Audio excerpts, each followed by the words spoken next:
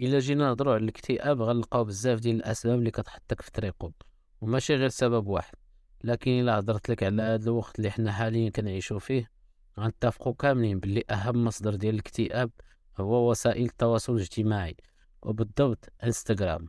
هاد الأخير إلا دخلت ليه وما معاكش واحد البوصلة اللي توريك الاتجاه، ثق بيا غتضيع وسطو.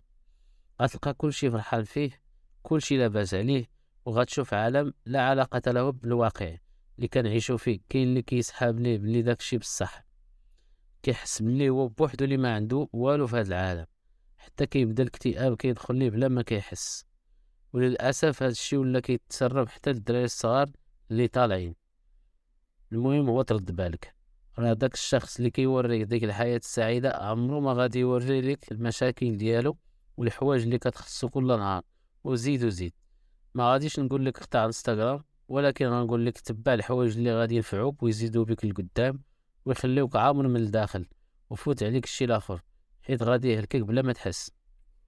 المهم خلي لتحت شي حاجة متبعة في الانستغرام كتستافد منها باش كاع نستافدوا معاك.